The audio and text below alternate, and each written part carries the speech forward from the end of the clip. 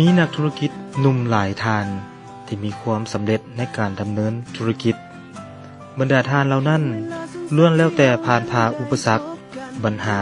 และมีบทเรียนในการซอกหาวิธีทางการดำเนินธุรกิจซึ่งประวัติความเป็นมาของแต่ละท่านก็มีพื้นฐานที่แตกต่างกันนั่นก็หมายความว่าฐานะของครอบครัวบ่แม่นปัจจัยหลักความบุกบืนห้าวหันมานะอดทนซื่อสัตย์บริสุทธิ์และความตั้งใจต่อหน้าที่เวียกงานจึงเฮ็ดให้พวกเขาเหล่านี้ได้รับผลสำเร็จในการประกอบธุรกิจ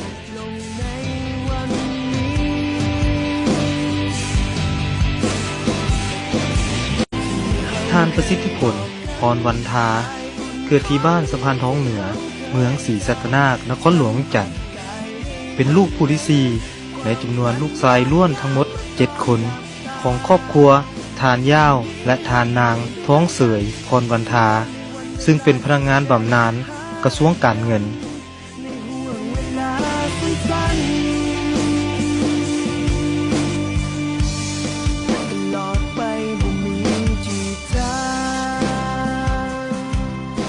ในวัยเด็กจนฮอดไปเฮียนทานประสิทธิผลเป็นคนดุมันเอื้อเฟื้อเผื่อแผ่และมีหมู่หลายคนนอกจากจะตั้งใจทำเฮียนแล้วยังได้แบ่งเวลาลิ่นน้ำหมู่และเฮ็ดเวียกช่วยครอบครัว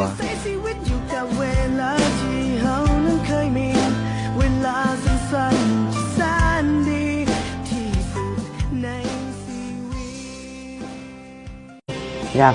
ยากสร้างความหวังก็คืออยากเฮ็ดจังได๋ที่จะเป็นคนดีของสังคมแล้วก็เฮ็ดจังได๋ที่ว่าจะนำเอาความคิดแบบความคิดของพ่อว่าพ่อเป็นผู้สร้างเป็นผู้ให้ที่ว่าให้ทุกคนให้ลูกทุกคนรักลูกทุกคนเท่าเทียมกันว่าจะเฮ็ดแนวใดให้ครอบครัวก็คืออ้ายเอิ้นน้องมีอยู่มีกินแต่ว่าอยู่ในขณะเดียวกันก็คือในสมัยนั้นก็คิดได้แต่เท่านี้แต่ปัจจุบันนี้นี่แม่นเฮาคิดว่าอยากช่วยเหลือสังคมแล้วก็อยากสร้างทรัพยากรโดยเฉพาะก็แม่นเฮาได้เปิดวิทยาลัยขึ้นมาเพื่อเป็นทางเลือกให้แก่ประชาชนหรือว่าผู้ที่อยากเรียนรู้อยากซอกหาความรู้ใส่ตัวเพื่อไปพัฒนาประเทศชาติก็คือสังคมการสร้างตั้งมันนี่แม่นก็มีพวกปัญหาหลายๆอันแต่ว่าพวกเขาก็ได้สู่สนไปโดยเฉพาะก็แม่นในด้านบุคลากรก็คือครูอาจารย์ที่ว่ามาชิดสอนหรือว่าครูอาจารย์ที่ว่าเป็นวิชาเนาะเพราะว่าได้ว่าประเทศเฮานี่ยังต้องการพัฒนาในด้านบุคลากรครูอาจารย์แล้วก็ปึ้มตำราการเรียนการสอนเพราะพวกเขานี่ส่วนหลายเนี่ยมันจะอิงใส่ต่างประเทศหลายกว่าเนาะแต่ศึกษาคนควบไปพร้อมๆกันกับต่างประเทศตัวอย่างว่าปึ้มของ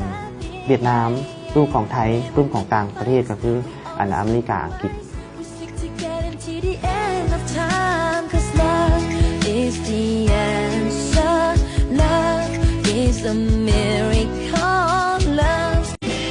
ย้อนความมุ่งหวังตั้งใจมานะอดทนซื่อสัตย์ต่อหน้าที่เวียกงาน